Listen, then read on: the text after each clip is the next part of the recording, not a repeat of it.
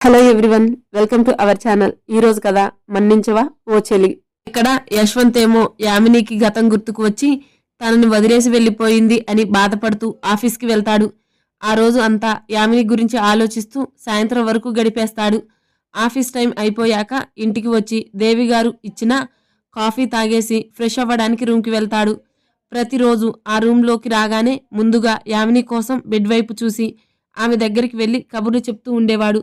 ఇప్పుడు కూడా తన కోసం బెడ్ వైపు చూస్తే ఖాళీ బెడ్ తనని వెక్కిరిస్తున్నట్టు ఉంది యశ్వంత్కి. నిదానంగా వెళ్ళి సోఫాలో కూర్చొని తలను వెనక్కి వాల్చి, ఎక్కడికి వెళ్ళావు క్యాండీ?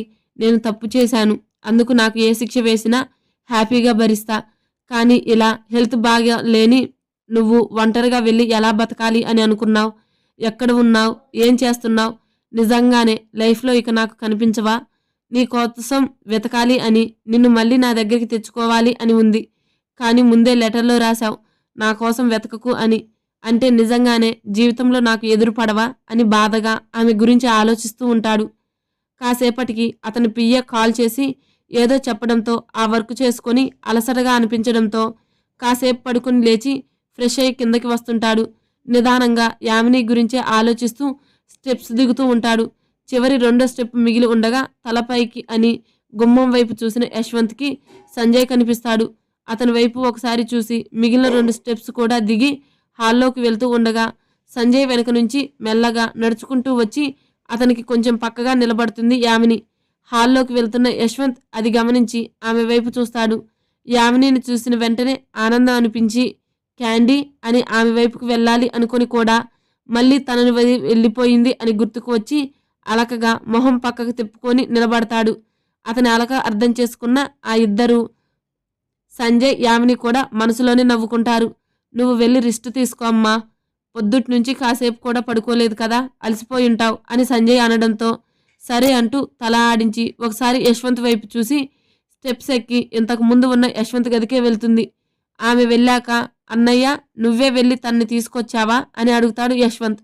అతను ఏం సమాధానం చెప్పకుండా హిత అని పిలుస్తాడు. కిచెన్లో ఉన్న సంహిత పరుగున వచ్చి ఏంటి సంజు అంటుంది. యామిని వచ్చింది, కాస్త నీరసంగా ఉండటంతో రెస్ట్ తీసుకోమని పంపించాను, తనకు జ్యూస్ ఇచ్చిరా అని చెప్తాడు. ఏంటి యామిని వచ్చిందా అని ఆనందంగా అనుకుంటూ అత్తయ్య అంటూ వెళ్ళి కిచెన్లో ఉన్న దేవి గారికి చెప్పి యామిని కోసం జ్యూస్ తీసుకొని బయటికి వస్తుంది. సంజయ్ తనకు సమాధానం చెప్పకున్నా అతనే ఆమెను తీసుకువచ్చాడు అని అర్థమయ్యి పరుగున వెళ్ళి సంజయ్ని గట్టిగా హత్తుకొని థ్యాంక్స్ అన్నయ్య, థ్యాంక్ యూ సో మచ్ అంటూ కాసేపు అలానే ఉండి నిదానంగా వదిలాక కిచెన్ నుండి బయటికి వచ్చిన సంహిత చేతిలోని గ్లాస్ అతను తీసుకొని నీకేదైనా వర్క్ ఉంటే చూసుకోవదనమ్మా, నేను వెళ్ళి తనకి జ్యూస్ ఇస్తాను అని స్పీడ్గా తన గది వైపు వెళ్తాడు యశ్వంత్. అతని సంతోషాన్ని చూసి సంజయ్ కూడా హ్యాపీగా ఫీల్ అవుతాడు. ఎక్కడ కనిపించింది సంజు తను అని అడిగిన సంహితకి అంతా వివరించి చెప్తాడు. అయితే ఇంక పెళ్లి ముహూర్తాలు పెట్టిద్దామా సంజు అని ఆనందంగా అడుగుతుంది సంహిత. తను ఇంటికి రావడానికి ఒప్పుకుంది, కానీ కన్నాతో పెళ్లి గురించి క్లారిటీ ఇవ్వలేదు హిత. ఇప్పుడే కదా తను వచ్చింది, కన్నా తనతో మాట్లాడాక ఏ విషయమో తెలుసుకొని వాళ్ళు ఓకే అంటే వెంటనే ముహూర్తం పెట్టిద్దాం అని అంటారు. సరే అంటుంది సంహిత. మరుసటి రోజు అన్నట్టుగానే పంతులు గారిని పిలిపిస్తాడు సంజయ్. ఆయన వచ్చేలోపు దేవి దేవేంద్ర గారు ఇంకా మిగిలిన అందరూ కూడా వస్తారు. టిఫిన్ తిన్నాక అందరూ హాల్లోనే కూర్చొని యష్ బాబు మినీ పాప పెళ్లి గురించి మాట్లాడుకుంటూ ఉంటారు. ఇంతలో తల్లి యామిని అనుకుంటూ వస్తారు శ్రీదేవి గారు, వెనకే శోభన్ గారు కూడా. వాళ్ళని చూడగానే యామిని కూడా సంతోషంగా ఎదురు వెళ్ళాలి అనుకుంటుంది. కానీ సంజయ్ రిసెప్షన్ రోజు వాళ్ళు తనతో మాట్లాడినా తను మాత్రం సరిగ్గా మాట్లాడకపోవడంతో ఇబ్బందిగా వాళ్ళని చూసి లేచి నిలబడుతుంది. శ్రీదేవి గారి మాత్రం యామిని దగ్గరికి వచ్చి హగ్ చేసుకుని ఎలా ఉన్నావు తల్లి అని ఆప్యాయంగా అడుగుతారు. శోభన్ గారు కూడా ప్రేమగా తన తల నిమిరి ఎలా ఉన్నావమ్మా అని అడుగుతాడు. శ్రీదేవి గారి నుంచి దూరంగా జరిగి ఇబ్బందిగా నవ్వుతూ బాగున్నాను అన్నట్టు తల ఆడిస్తుంది. అందరూ వీళ్ళని చూసి లేచి నిలబడతారు. యశ్వంత్ ఇంకా సంజయ్ మాత్రం ముందుకు వచ్చి మీరు ఎలా ఉన్నారు బామ్మ అంటూ ఇద్దరు ఒకేసారి అడుగుతారు. తనకు అంటే యామిని ద్వారా వాళ్ళ పరిచయం, మరి సంజయ్కు ఎలా పరిచయం అని ఆలోచిస్తూ నీకు వీళ్ళు తెలుసా అన్నయ్య అని అడుగుతాడు. హా తెలుసు కన్నా అని అంటాడు సంజయ్. ఎలా తెలుసు అన్నయ్య, నేనెప్పుడు వీళ్ళని పరిచయం చేయలేదుగా నీకు అని అయోమయంగా అడుగుతాడు. అప్పుడు రిసెప్షన్లో నాన్న పరిచయం చేశారు, ఇంకా అంటూ ఆ రోజు నైట్ జరిగింది కూడా చెప్తారు. అదే యశ్వంత్ యామినీల గురించి చెప్పిన విషయం. వైరే హో అంటే వీళ్ళ కారణంగా నీకు నిజం తెలిసి నన్ను సైడ్ చేసి సాకేత్ అన్నయ్యని లైన్లోకి తెచ్చావన్నమాట అని అంటాడు యశ్వంత్ ఆలోచనగా. హా అంతే కన్నా, వీళ్ళ కారణంగానే కొంచెం లేట్ అయినా కూడా ఇప్పుడు మీరిద్దరూ కలుసుకున్నారు అని అంటూ, చాలా థ్యాంక్స్ బామ్మ. ఆ రోజు మీరే కనుక నాకు నిజం చెప్పకపోతే ఒక ఆడపిల్ల జీవితాన్ని నాశనం చేసి మేము సంతోషంగా ఉండేవాళ్ళం. మీ కారణంగానే ఇవాళ ఒక అమ్మాయి జీవితం నిలబడుతుంది. అన్నిటికన్నా నాకన్నా ప్రేమించిన అమ్మాయిని తనకు ఇస్తున్నాను అని ఇద్దరినీ కలిపి హగ్ చేసుకుంటాడు. అయ్యో ఇందులో మాకు థ్యాంక్స్ చెప్పాల్సిన పని లేదు సంజయ్. యామినిని మా మనవరాలు అనుకున్నాము. అందుకే తను బాధపడుతుంటే చూడలేక మా వంతు సహాయం చేశాము అని అంటారు ఆవిడ. ఆ సహాయమే ఇప్పుడు తన జీవితాన్ని సరైన దారిలో పడేలా చేసింది అని సంజయ్ అంటాడు. ఇంతలో యామిని వచ్చి శ్రీదేవి గారిని హత్తుకొని, సారీ అమ్మమ్మ, ఆ రోజు మీరు నాతో మాట్లాడటానికి వచ్చినా నేను మిమ్మల్ని అవాయిడ్ చేశాను. ఇంకా సరిగ్గా మాట్లాడలేదు మేడం సార్ అంటూ దూరం చేసి మాట్లాడాను. నన్ను క్షమించు అమ్మమ్మ, తాతయ్య మీరు కూడా అని అంటుంది బాధగా. చాచా ఇంత చిన్నదానికి సారీ అని చెప్పడం దేనికి తల్లి? అసలే నువ్వు బాధలో ఉన్నావు. అలాంటప్పుడు ఇలాంటివి అన్నీ పట్టించుకుంటామా మేము? నువ్వేం దానికోసం బాధపడకు. ఇప్పుడు జరగబోయే మీ పెళ్లిని సంతోషంగా ఆస్వాదించు అని అంటారు ఆవిడ. సరే థ్యాంక్స్ అమ్మమ్మ, మీ వల్లే ఇప్పుడు యశ్వంత్ గారు నా లైఫ్లో ఉన్నారు అని అంటుంది. హా ఇంకా ఈ సారీలు థ్యాంక్స్లు అన్నీ పక్కన పెట్టండి. పంతులు గారు కూడా వచ్చారు అని చెప్తారు దేవి గారు. అందరూ కూర్చున్నాక కేవలం ఇద్దరి పేర్లు చెప్పి మంచి ముహూర్తం పెట్టమని అంటారు దేవి గారు. ఆయన కాసేపు పంచాంగం తిరిగేసి 10 రోజుల్లో మంచి ముహూర్తం ఉంది, దాన్ని ఖాయం చేయమంటారా అని అడుగుతారు. అందరూ మాట్లాడుకొని సరే అన్నాక ఆ తేదీనే ఖాయం చేసి పెళ్లి పనులు స్టార్ట్ చేయాలి త్వరగా అని అనుకుంటారు. సరే అంటూ సెలవు తీసుకుని వెళ్ళిపోతారు పంతులు గారు. 10 రోజుల్లో అంటే పెళ్లి పనులు అన్నీ ఎలా అయిపోతాయి అని దేవి గారు అంటే, అమ్మా నువ్వేం కంగారు పడకు, అన్నీ ఈవెంట్ వాళ్ళకి అప్పగిద్దాం. మనం కేవలం పత్రికలు, పెళ్లి బట్టలు, నగలు అంటూ షాపింగ్ చేస్తే చాలు. మిగిలినవన్నీ ఈవెంట్స్ వాళ్ళే చూసుకుంటారు. కాకపోతే కన్నా పెళ్లి అంతా పద్ధతి ప్రకారం శాస్త్రోక్తంగా జరిపించాలి అని అనుకుంటున్నా. దానికి తగ్గట్టు ఏమేం చేయాలి అని ఈవెంట్ వాళ్ళకి దగ్గరుండి చెప్తే చాలు, వాళ్ళే చేస్తారు అని అంటాడు సంజయ్. సరే అన్ని పద్ధతి ప్రకారం జరగాలి అంట. మరి పెళ్లిలో కన్యాదానం కూడా చేస్తారా? అది కూడా కన్య కాని ఈ పెళ్లి కూతురికి అని సాగదీస్తూ వెటకారంగా అడుగుతారు కాంచన గారు. కాంచన బుద్ధి లేదు, ఎప్పుడు ఎక్కడ ఎలా మాట్లాడాలో తెలియదా నీకు అని కసురుకుంటారు దేవేంద్ర గారు. నేనేం తప్పు మాట్లాడాను అన్నయ్య? నిజమే కదా అన్నాను. ఆ పిల్ల ఏమన్నా కన్యనా కన్యాదానం చేయడానికి? సంజయ్ అన్ని పద్ధతి ప్రకారం జరగాలి అన్నాడు. కానీ కన్యాదానం చేయాలి అంటే అమ్మాయి కన్య అయ్యుండాలిగా. ఇలా పెళ్లికి ముందే అన్నీ అయిపోయాక కూడా పెళ్లిలో కన్యాదానం చేస్తే విషయం తెలిసిన నలుగురు నానా మాటలు అంటారు అని ముందుగానే చెప్తున్నా. అంతే, దానికి కూడా మీరు నన్ను తప్పుగా అనుకుంటే నేనేం చేయలేను అని అంటారు ఆవిడ. కాంచన గారి మాటలకి అప్పటి వరకు నవ్వు మొహంతో ఉన్న యామిని ముభావంగా మారిపోయి తలదించేస్తుంది. పక్కనే ఉన్న యశ్వంత్ ఆమెను చూసి, చ తప్పు చేసిన దానిలా నువ్వెందుకు తలదించుకున్నావు క్యాండీ అని యామినితో అని కాంచన గారి వైపు చూసి, అత్తయ్య మీరు ఎందుకు ఇలా మాట్లాడుతున్నారో నాకు అర్థమైంది. కానీ దాని గురించి ఇప్పుడు మాట్లాడాలి అని అనుకోవడం లేదు నేను. ఇంతగా మా గురించి మా మంచి కోసం ఆలోచించి చెప్తున్నారు కదా, పెద్దవారు మీరు చెప్పినట్టే చేస్తాం. అయినా కన్యాదానం జరగాలి అంటే పెళ్లి కూతురు మాత్రమే కాదు, పెళ్లి కొడుకైనా నేను కూడా వర్జిన్ అయ్యుండాలి అని నమ్ముతాను నేను. తెలియక తప్పుదారి పట్టాను, కానీ తన వల్ల అన్నిటినీ సర్దిద్దుకుంటూ వచ్చాను. నేను గతంలో ఎలా ఉన్నా ఇప్పుడు మాత్రం సక్రమంగా ఉండాలి, లైఫ్ లాంగ్ తనని హ్యాపీగా చూసుకోవాలి అనుకుంటున్నా. అందులో భాగమే మా పెళ్లి కూడా. కానీ అందులో కూడా ఏదో ఒకటి వెతికి మరీ తనని బాధ పెట్టాలి అని చూడకండి. ఇంకోసారి తను మీ కారణంగా బాధపడితే మాత్రం ఇంత నెమ్మదిగా అయితే చెప్పను అని కొంచెం ఘాటుగానే ఆవిడికి చెప్పి సంజయ్ వైపు చూస్తూ, అన్నయ్య పెళ్లి ఏమి ఆర్భాటంగా జరగాలి అని లేదు, కేవలం మన మధ్యనే సింపుల్గా నువ్వు అన్నట్టు శాస్త్రోక్తంగా కన్యాదానం తప్ప అన్నీ ఉండేలా జరిపించు అన్నయ్య. ఇంకా ఈవెంట్ వాళ్ళు కూడా ఏం వద్దు, కావాలంటే రిసెప్షన్ మీ ఇష్టం అని యామినిని తీసుకొని బయటికి వెళ్ళిపోతాడు యశ్వంత్ సంజయ్కి చెప్పి. కాంచనా గారికి ఇంకొన్ని అక్షంతలు వేసి అక్కడి నుంచి తీసుకువెళ్తారు దేవేంద్ర గారు. సైలెంట్గా ఉన్న సంజయ్ పక్కన కూర్చుంటూ, ఏమైంది సంజు, ఎందుకు అలా ఉన్నావు అని అంటుంది సంహిత. ఏం లేదులే హిత, కన్నా పెళ్లి గురించే అని కాసేపు ఆమెతో మాట్లాడి ఆఫీస్కి వెళ్ళిపోతాడు సంజయ్. ఇంటికి వచ్చాక కూడా అన్నయ్యతో ఇంకొన్ని అక్షింతలు వేయించుకొని తన గదికి వెళ్ళిపోతుంది కాంచన రుసరుసగా. ఇంతలో తనకు ఒక కాల్ రావడంతో భయంగానే లిఫ్ట్ చేస్తుంది. చెప్పింది ఎంతవరకు వచ్చింది అన్న గంభీరమైన వాయిస్కి భయపడి, మీరు చెప్పినట్టే దాన్ని ఇంట్లో నుంచి పంపించడానికి ప్రయత్నం చేస్తున్నాను, కానీ ఒకటి కూడా నాకు అనుకూలం జరగడం లేదు, ఏం చేయాలో కూడా అర్థం కావడం లేదు అని అంటుంది కాంచన. సరే అయితే దాన్ని చంపేయ్ అని కసిగా అంటాడు అవతల వ్యక్తి. ఏంటి అని గట్టిగా అరుస్తుంది. మళ్ళీ బయటికి ఎక్కడ వినిపిస్తుందో అని, ఏం మాట్లాడుతున్నావయ్యా, నేను చంపడమేంటి అని టెన్షన్గా అంటుంది కాంచన. ఇంతవరకు అది ఆ ఇంట్లో నుంచి బయటికి వస్తే వాళ్ళని బెదిరించి వాళ్ళ కళ్ళ ముందే చంపాలి అని అనుకున్నా, కానీ అది బయటకు వచ్చేలా అనిపించడం లేదు, అందుకే దాన్ని అక్కడే చంపేస్తే సరిపోతుంది. అదేదో నువ్వే ఎలాగోలా దాన్ని చంపేసుకో, నన్ను మాత్రం ఇందులోకి లాగకు అని అంటుంది కాంచన. నేను చెప్పినట్లు చేయకపోతే ఏం జరుగుతుందో తెలుసుగా అని బెదిరించి కాంచనాను ఒప్పిస్తాడు ఆ వ్యక్తి. ఇంకా బయటికి వచ్చిన మన పాప బాబు చూద్దాం రండి ఎక్కడున్నారు. యామినిని తీసుకుని బయటికి వచ్చిన యశ్వంత్ సిటీకి దూరంగా ప్రశాంతంగా ఉన్న ప్లేస్లో కారు ఆపుతాడు.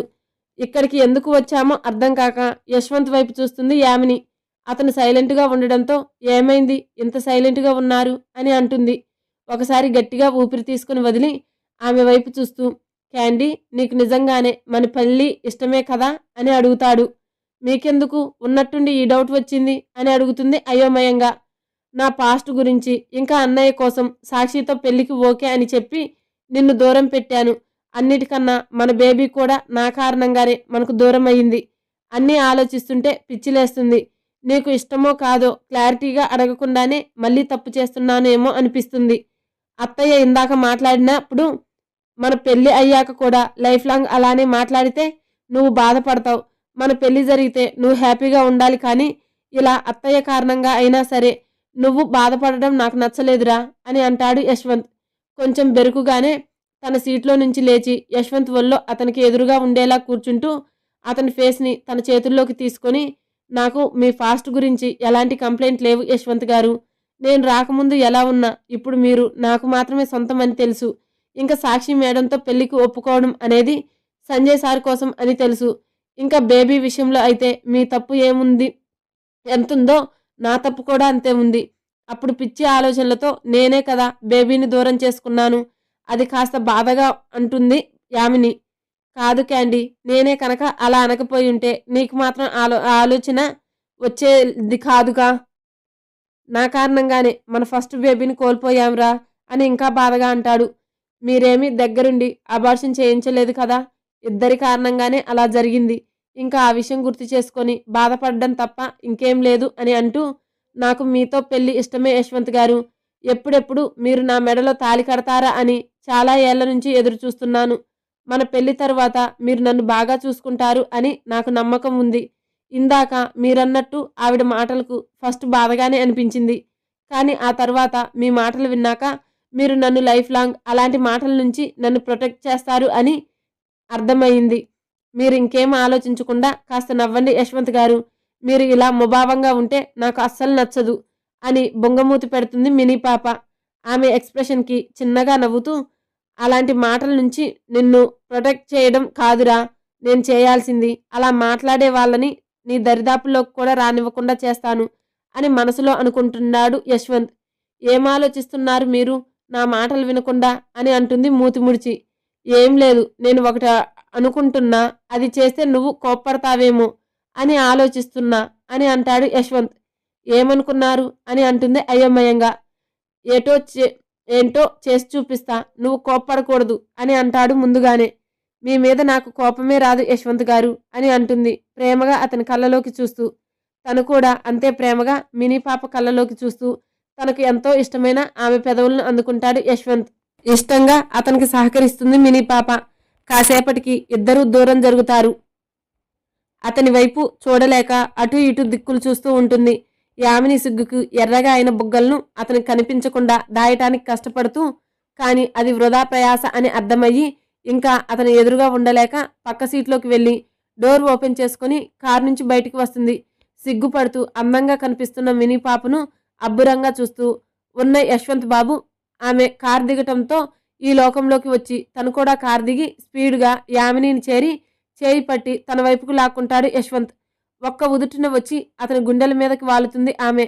ఒక చేత్తో గట్టిగా తన కౌగిట్లో బంధిస్తూ ఇంకో చేత్తో మినీ పాప గడ్డం పట్టి మొహం పైకి అంటూ, నువ్వు సిగ్గుపడితే ఇంత అందంగా ఉంటావా క్యాండీ? రెప్పవేయకుండా అలానే చూడాలి అనిపిస్తుంది నిన్ను అని అంటాడు ఇంకా ముద్దుగా ముడుచుకున్న ఆమె మొహాన్ని చూస్తూ. నువ్వెప్పుడు సరిగ్గా చూశావని మా మినీ పాపని ఎప్పుడు చూడని ఆగని వరద ప్రవాహంలా మీద పడి దండయాత్ర చేయడమే. కానీ పాపం మా మినీ పాప ఫీలింగ్స్లు అస్సలు పట్టించుకోవు. చిచ్చి. అతని మాటలకు ఇంకా సిగ్గుతో ముడుచుకుపోతూ, ఇంకా చాలండి యశ్వంత్ గారు, నన్ను ఆట పట్టించింది అని అంటుంది అతన్ని విడిపించుకొని నీడ ఉన్న ప్లేస్లో కూర్చుంటూ. యశ్వంత్ కూడా వెళ్ళి ఆమె పక్కనే కూర్చొని యామిని చేతిని తన చేతిలో బిగించి పెట్టుకొని, నేనేమీ నిన్ను ఆట పట్టించడం లేదురా, నిజం చెప్తున్నా అని అంటాడు తను నమ్మడం లేదు అని అలకగా. అతని అలకకు చిన్నగా నవ్వుతూ, సరే మీరు నిజమే చెప్పారులేండి అంటూ ఇద్దరూ సాయంకాలం వరకు అక్కడే కబుర్లు చెప్పుకుంటూ గడిపేస్తారు. ఆకలి కూడా మరిచి. మనోజ్, ఎవరితోరా అంత సీరియస్గా మాట్లాడుతున్నావు అని అడుగుతాడు తండ్రి విశ్వనాథ్. ఇంకా ఎవరితో డాడీ? ఆ దేవేంద్ర గాడి చెల్లెలు ఉందిగా కాంచన, ఆవిడతోనే అని అంటాడు కోపంగా. ఏమంటుంది ఆవిడ అని అంతే సీరియస్గా అడుగుతాడు విశ్వనాథ్. ఆ యామినిని బయటికి వెళ్ళగొట్టమని చెప్తే ఆ పని చేయలేకపోయింది. ఇంకా ఎన్ని రోజులు అని మనం ఎదురు చూడటం, అందుకే ఏకంగా లేపేయమని చెప్పాను. కానీ నా వల్ల కాదు అంటుంది. అందుకే బెదిరించాను, దెబ్బకి దారిలోకి వచ్చింది అని అంటాడు మనోజ్ పొగరుగా. హా, అది నిజమే. మనం ఇలానే కాలం గడిపేస్తూ ఉంటే అక్కడ వాడి చిన్న కొడుకు పెళ్లి కూడా అయ్యి పిల్లలు కూడా కంటారు. ఇంకా మన పగ ఎప్పుడు తీరేది అని కోపంగా అంటూ దేవేంద్ర గారి గురించి అతని పతనం గురించి మాట్లాడుకుంటూ ఉంటారు. సంజు, యష్ వాళ్ళు ఇప్పటి వరకు ఇంటికి రాలేదు. ఫోన్ చేస్తుంటే కనెక్ట్ అవ్వలేదు. ఎందుకో నాకు భయంగా ఉంది, ఒకసారి కనుక్కో అని భయంగా అంటుంది సంహిత. హిత, రిలాక్స్, కన్నా వాళ్ళు ఎక్కడికి వెళ్ళలేదు. సిటీకి కాస్త దూరంగా వెళ్ళి వాళ్ళ టైంని స్పెండ్ చేస్తున్నారు. నాకు కన్నా ముందే మెసేజ్ చేశాడు, కానీ వర్క్లో పడి ఆ విషయం నీకు చెప్పడం మర్చిపోయారా? సారీ అంటాడు కాస్త నొచ్చుకుంటూ. అయ్యో, ఆ మాత్రం దానికి సారీ ఎందుకు సంజు? అమ్మ వల్లే ఇద్దరు బాధపడ్డారు కదా, అందుకే పొద్దుటి నుంచి కనిపించకపోతే కాస్త కంగారుగా అనిపించింది అంతే. నువ్వు వెళ్ళి ఫ్రెష్ అవ్వు, నేను కాఫీ తీసుకొస్తా అని అంటుంది సంహిత. కిచెన్లోకి వెళ్తున్న సంహిత చేయి పట్టి ఆపి, బాబు ఎక్కడా అని అడుగుతాడు. అత్తయ్య మామయ్య గుడికి వెళ్తూ ఇందాక వాడిని కూడా తీసుకెళ్లారు సంజు. అలాగే కాసేపు బయట స్పెండ్ చేసి వస్తాము అని చెప్పారు. హో, అయితే ఇంట్లో మనం ఇద్దరమే ఉన్నామా అని అడుగుతాడు సోఫాలో కూర్చున్నవాడు కాస్త లేస్తూ. హా అవును అంటుంది అతను ఎందుకు అలా అడుగుతున్నాడో అర్థం కాక. చేతిలోని కోట్ కాస్త సోఫాలో పడేసి హ్యాండ్స్ రెండు పైకి మడిచి అమాంతం సంహితను ఎత్తుకొని వాళ్ళ బెడ్రూమ్ వైపు అడుగులేస్తూ ఉంటాడు. సంజు, ఏం చేస్తున్నావు? దించు నన్ను అంటుంది. ఊహు, అసలే చాలా రోజుల తర్వాత మనకు కాస్త టైం దొరికింది హిత, ప్లీజ్ ఇప్పుడు మాత్రం కాదు అనుకు అని ప్లీజింగ్గా అడుగుతాడు సంజయ్. ఇద్దరు పెళ్లి జరిగాక యామినికి యాక్సిడెంట్ అవ్వడం, యశ్వంత్తో సంజయ్ మాటలు బంద్ చేయడం, యామినికి అలా అవ్వడానికి తను కూడా ఇండైరెక్ట్గా కారణం అవ్వడంతో పెళ్లి అయింది అన్న మాటే కానీ ఇద్దరూ కలిసి టైం స్పెండ్ చేసింది లేదు. దేవి గారు చెప్పాక కాస్త సంహిత గురించి కూడా ఆలోచించి తన లైఫ్ స్టార్ట్ చేశారు. కానీ అందులో ఇద్దరు కూడా సంతృప్తిగా లేరు. ఇంతలో సందీప్ కడుపులో పడటంతో వారి పర్సనల్ లైఫ్కి బ్రేక్ పడింది. సందీప్ పుట్టాక కూడా అంతంత మాత్రంగానే వాళ్ళ మధ్య సెక్సువల్ రిలేషన్ ఉండేది. కానీ ఫస్ట్ టైం ఇద్దరు కూడా ప్రేమగా దగ్గరవుతున్నారు. 3 సంవత్సరాల్లో ఎప్పుడూ సంజయ్ ఇంత ఇంటెన్స్గా తన్ని టచ్ చేయడంతో సిగ్గుపడుతూ ఉంటుంది సంహిత. ఏంట్రా వద్దా ఇప్పుడు అని అడుగుతాడు సంజయ్.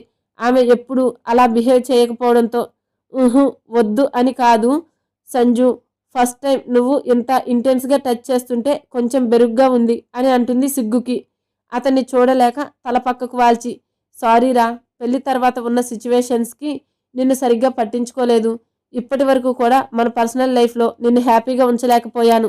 రియల్లీ సారీరా హిత అని కాస్త బాధగా అడుగుతూ ఆమె మీద నుంచి లేవటానికి చూస్తుంటే సంహిత ఆపుతూ, అప్పటి సిచ్యువేషన్ బాలేదు కదా సంజు. ఒకవైపు యామిని కోమాలో, ఇంకోవైపు యష్ బాధలో వాళ్ళు అలా ఉంటే మనం మాత్రం ఎలా హ్యాపీగా ఉండగలని చెప్పు అందుకే ఇక అవన్నీ మర్చిపో, ఇప్పటి నుంచి మళ్ళీ కొత్తగా స్టార్ట్ చేద్దాం మన లైఫ్ని అని అంటుంది సంహిత చిరునవ్వుతో. ఆమె నవ్వును చూస్తూ తను కూడా సరే నువ్వు చెప్పినట్టే కొత్తగా స్టార్ట్ చేద్దాం హిత, అది కూడా ఇప్పటి నుంచే అని కాస్త హుషారుగా అంటూ చాలా రోజుల తర్వాత సంహితాన్ని తన సొంతం చేసుకుంటాడు సంజయ్.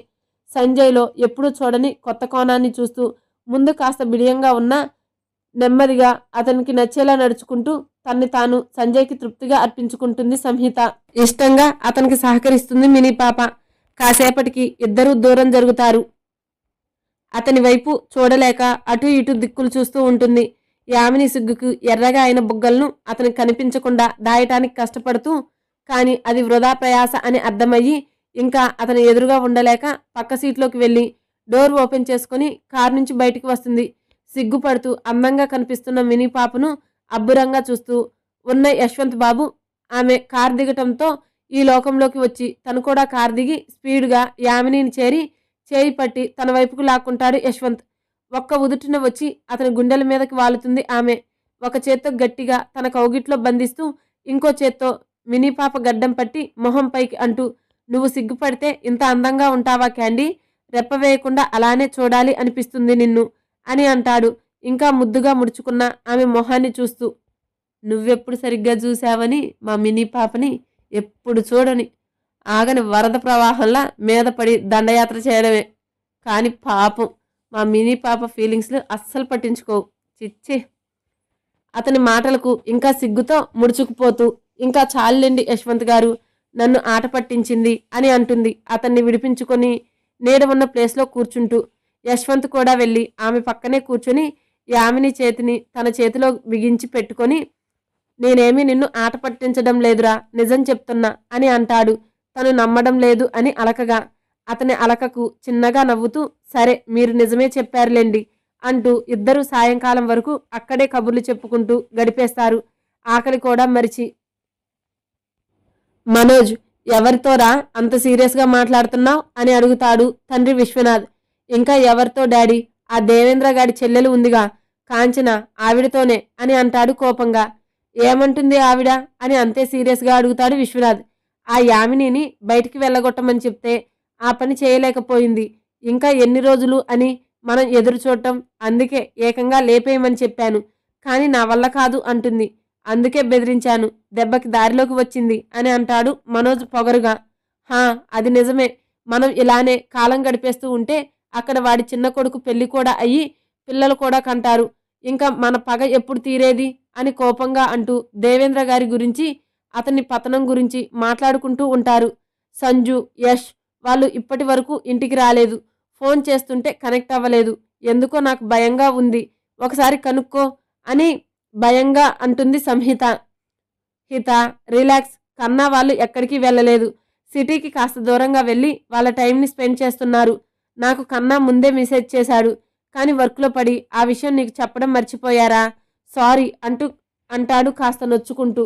అయ్యో, ఆ మాత్రం దానికి సారీ ఎందుకు సంజు, అమ్మ వల్లే ఇద్దరు బాధపడ్డారు కదా, అందుకే పొద్దుటి నుంచి కనిపించకపోతే కాస్త కంగారుగా అనిపించింది అంతే, నువ్వు వెళ్ళి ఫ్రెష్ అవ్వు, నేను కాఫీ తీసుకొస్తా అని అంటుంది సంహిత.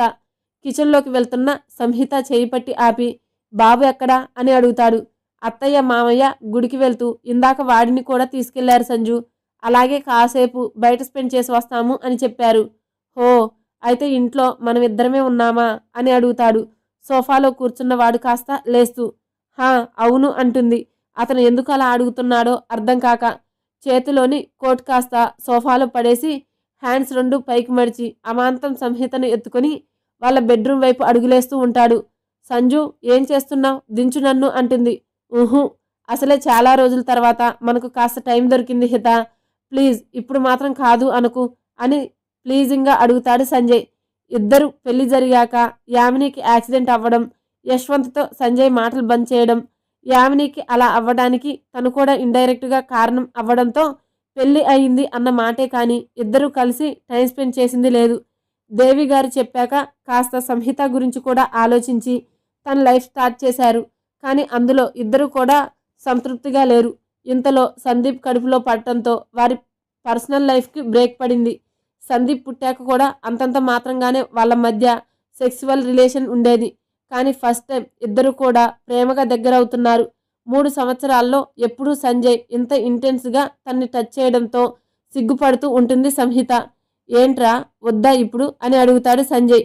ఆమె ఎప్పుడు అలా బిహేవ్ చేయకపోవడంతో ఊహు వద్దు అని కాదు సంజు, ఫస్ట్ టైం నువ్వు ఇంత ఇంటెన్స్గా టచ్ చేస్తుంటే కొంచెం బెరుగ్గా ఉంది అని అంటుంది సిగ్గుకి. అతన్ని చూడలేక తల పక్కకు వాల్చి, సారీరా, పెళ్లి తర్వాత ఉన్న సిచ్యువేషన్స్కి నిన్ను సరిగ్గా పట్టించుకోలేదు. ఇప్పటి వరకు కూడా మన పర్సనల్ లైఫ్లో నిన్ను హ్యాపీగా ఉంచలేకపోయాను. రియల్లీ సారీరా హిత అని కాస్త బాధగా అడుగుతూ ఆమె మీద నుంచి లేవటానికి చూస్తుంటే సంహిత ఆపుతూ, అప్పటి సిచ్యువేషన్ బాలేదు కదా సంజు.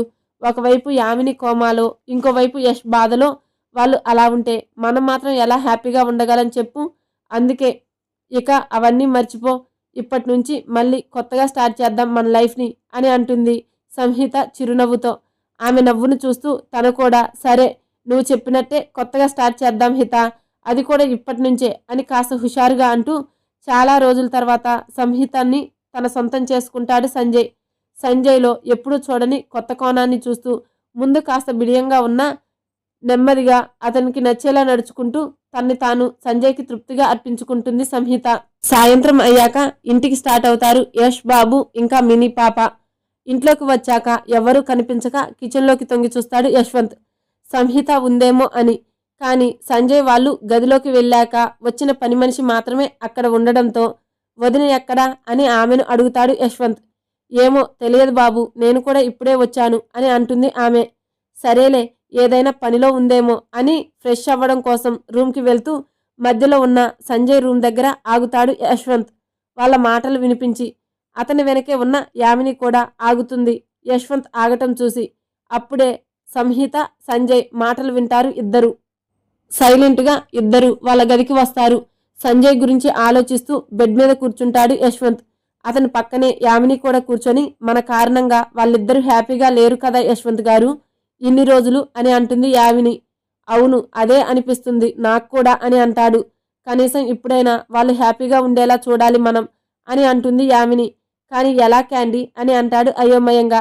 కాసేపు ఆలోచించి, మన పెళ్లికి ఎలానో 10 రోజుల పైనే టైం ఉంది కదా, ఒక వారం పాటు సంజయ్ సార్ని సంహిత మేడంని ఎక్కడికైనా ఒంటరిగా పంపిస్తే అని అంటుంది యామిని. వావ్, చాలా మంచి ఐడియా క్యాండీ. వాళ్ళ పెళ్లి తర్వాత కూడా హనీమూన్కి వెళ్ళలేదు. కనీసం ఇప్పుడైనా వెళ్తే వాళ్ళకంటూ కాస్త ప్రైవసీ ఉంటుంది. కానీ బాబు ఉన్నాడుగా అని అంటాడు నీరసంగా. మనం ఇంతమందిని ఉన్నాం కదా, అందరం కలిసి చూసుకుందాంలే యశ్వంత్ గారు అని అంటుంది యామిని. సరే అయితే మంచి ప్లేస్ చెప్పు, టికెట్స్ ఇంకా రిసార్ట్ కూడా బుక్ చేద్దాం అని అంటాడు ప్యాంట్ ప్యాకెట్లో ఉన్న మొబైల్ తీసుకుంటూ అంటాడు. ఒకసారి సంజయ్ సార్ని అడిగి బుక్ చేయండి అని అంటుంది యామిని. వద్దు, అన్నయ్యకు చెప్తే అస్సలు ఒప్పుకోడు. అందుకే మనం అన్నీ బుక్ చేశాక వాళ్ళని రేపు డైరెక్ట్గా ఎయిర్పోర్ట్కి తీసుకువెళ్ళి సర్ప్రైజ్ చేద్దాం అని అంటాడు. సరే మీ ఇష్టం అని ఇద్దరూ కాసేపు డిస్కస్ చేసుకుని సిమ్లాకి టికెట్స్ ఇంకా రిసార్ట్ కూడా బుక్ చేశాక ఇద్దరు ఫ్రెష్ అయ్యి కిందకి వెళ్ళి, యశ్వంత్ గారు డిన్నర్ నేనే వండుతాను, మీకేం తినాలి అని ఉందో చెప్పండి అని అడుగుతాడు హుషారుగా. చపాతీ ఆలూ ఫ్రై చేయి క్యాండీ, చాలా రోజులైంది నువ్వు చేసే ఎల్లో కలర్లో ఉండే ఆలూ ఫ్రై తిని అని అంటాడు యశ్వంత్. సరే అంటూ కిచెన్లోకి యామిని వెళ్తే ఆమె వెనకే తను కూడా వెళ్తూ లోపల ఉన్న మెయిడ్ను బయటకు పంపిస్తాడు. పిండి డబ్బా అందుకుంటున్న యామినిని వెనక నుంచి చుట్టేస్తాడు యశ్వంత్. యశ్వంత్ గారు ఏం చేస్తున్నారు, వదలండి, డిన్నర్ ప్రిపేర్ చేయాలి కదా అని అంటుంది. నేను వదలను క్యాండీ, ఇలానే ఉంటాను, నువ్వు నీ పని కానీ, నేను అస్సలు డిస్టర్బ్ చేయను అని అంటాడు బుద్ధిగా. నిజంగా అని అంటుంది. ఆమె బుగ్గ మీద గట్టిగా ముద్దు పెట్టి నిజంగా అని అంటాడు. ఇదిగో ఇలాంటి చేష్టలే వద్దు అనేది అని అంటూ తన పని తాను చేసుకుంటూ ఉంటే ఆమెను అస్సలు వదలక ఏదో ఒకటి మాట్లాడుతూ ఆమె వెంట తిరుగుతాడు యశ్వంత్ డిన్నర్ చేసే వరకు. సాయంత్రం అనగా మొదలైన తమ ప్రణయ యుద్ధం ముగిసేసరికి రాత్రి 9 అవుతూ ఉంటుంది. అలసిన శరీరాలకు కాస్త రెస్ట్ ఇచ్చి ఒకరినొకరు హత్తుకొని పడుకున్న సంజయ్ సంహితాలు ఇద్దరు కాసేపటికి టైం చాలా అయ్యింది, యశ్వంత్ వాళ్ళు వచ్చి ఉంటారేమో అనుకుంటూ ఒకరిని ఒకరు వదలాలి అని లేకున్నా ఇద్దరూ దూరం జరిగి స్నానం చేసి రెడీ అయ్యి బెడ్రూమ్ దాటుతారు జంటగా. వీళ్ళు కిందకి వచ్చేసరికి యశ్వంత్ యామిని డిన్నర్ వండటం పూర్తి చేసి సందీప్ రావడంతో వాడితో ఆటల్లో పడతారు. కాసేపటికి సందీప్ కోసం అని వేరుగా వండిన పప్పు అన్నంను మెత్తగా చేసి నెయ్యి కూడా బాగా కలిపి తినిపించడానికి చూస్తారు. ఇద్దరూ కూడా ఎప్పుడు పిల్లల్ని హ్యాండిల్ చేయకపోవడంతో వాడికి ఎలా తినిపించాలో అర్థం కాక వాడి వెంట పడుతూ ఉంటారు. బుజ్జిగాడు మాత్రం బాబాయ్ పిన్నికి దొరకకుండా హాల్ మొత్తం తిప్పిస్తారు. అప్పుడే రూమ్ నుంచి బయటికి వచ్చి స్టెప్స్ దిగుతున్న సంజయ్, సంహితాలు ఇద్దరూ అది చూసి నవ్వుకుంటూ కిందకి వస్తారు. యశ్వంత్ కొంచెం స్పీడ్ పెంచి బాబుని పట్టుకుంటే వాడు కిలకిలా నవ్వుతూ బాబా అంటూ యశ్వంత్ మొహం తడుముతాడు సందీప్. యశ్వంత్ గారు బాబుని అలానే పట్టుకోండి, నేను తినిపిస్తా అంటూ అలానే నిలబడి పప్పు బువ్వని తినిపిస్తూ ఉంటే ఏంటి బుజ్జిగాడు ఇబ్బంది పెట్టాడా మిమ్మల్ని అని వస్తుంది సంహిత. అదేం లేదు వదినమ్మ, వీడు సరదాగా పెరిగెడుతుంటే కాసేపు తిరగనిచ్చి ఇప్పుడే తినిపిస్తున్నాం అంటాడు యశ్వంత్. మీరు ఎంతసేపు అయింది కన్నా వచ్చి అని అడుగుతాడు సంజయ్. ఒకవేళ యశ్వంత్ వాళ్ళు వచ్చి చాలాసేపు అయి ఉంటే ఇంతవరకు రూమ్లో ఏం చేస్తున్నారు అని యశ్వంత్ అడిగితే ఏం చెప్పాలా అని ఇబ్బంది పడుతూ అడుగుతాడు. అది అర్థమైన యశ్వంత్ ఇందాకే వచ్చామన్నయ్య అని అంటూ వీడు తినటం అయిపోయింది, ఇంకా మనం కూడా తిందాం పదా అన్నయ్య, చాలా ఆకలిగా ఉంది అని క్యూట్గా అడుగుతాడు యశ్వంత్. చిన్నగా నవ్వుతూ సరే పదండి అని నలుగురు సరదాగా కబుర్లు చెప్పుకుంటూ డిన్నర్ కంప్లీట్ చేస్తారు. మరుసటి రోజు యశ్వంత్, యామిని, సందీప్ని దేవి గారి దగ్గర వదిలి ఏం చెప్పకుండా సంజయ్, సంహితాలను తీసుకొని ఎయిర్పోర్ట్కి వెళ్తారు. కన్నా ఇక్కడికి ఎందుకు వచ్చాం, ఎవరైనా వస్తున్నారా, రిసీవ్ చేసుకోవడానికి వచ్చామా, అలా అయితే మనమే వచ్చేవాళ్ళం కదా, మళ్ళీ హిత యామిని వాళ్ళని ఇబ్బంది పెట్టడం దేనికి అని నాన్ స్టాప్గా అడుగుతాడు. అన్నయ్య అన్నయ్య ఎవ్వరూ రావట్లేదు, నువ్వు వదినమ్మనే సిమ్లా వెళ్తున్నారు అని స్వీట్ షాక్ ఇస్తాడు సంజయ్ వాళ్ళకి. ఏంటి సిమ్లానా, కానీ ఎందుకు, అది కూడా ఇప్పుడు అని అడుగుతుంది సంహిత.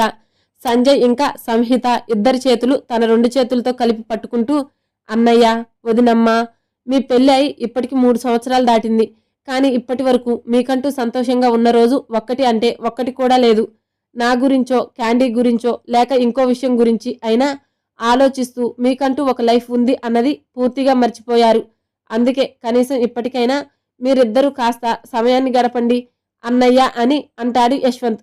అతని మాటలకి ఒకరి వైపు ఒకరు చూసుకొని సరే కన్నా, నీ ఆలోచన నాకు అర్థమైంది, కానీ ఇప్పటికిప్పుడు ఎందుకు, దగ్గరలో నీ పెళ్లి కూడా ఉంది, ఈ టైంలో వద్దు, ఇంకోసారి ఎప్పుడైనా వెళ్తాంలే అని సంజయ్ అంటుంటే నో అన్నయ్య, మంచి విషయానికి ఆలస్యం చేయకూడదు, ఇంకా పెళ్లి అంటావా, దానికి 10 రోజులు టైం ఉంది, మీరు 1 వీక్ తర్వాత వచ్చేస్తారు కదా, పెళ్లి కూడా సింపుల్గానే ప్లాన్ చేసుకున్నాం, మీరు వచ్చాకే పెళ్లి పనులు కూడా స్టార్ట్ చేద్దాం, మేము జస్ట్ బట్టలు ఇంకా నగలు మాత్రమే షాపింగ్ చేస్తాము, అప్పుడు కూడా మీకు వీడియో కాల్ చేస్తాం, జాయిన్ అవ్వండి.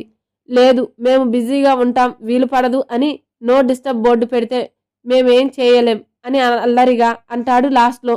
కన్నా అని చిన్నగా కసురుతూ సరే ఇంకా ఎన్ని చెప్పినా వినవు అని అర్థమయ్యింది, మేం వెళ్తాంలే కన్నా అంటూ తమ్ముణ్ణి ప్రేమగా హత్తుకుంటాడు సంజయ్.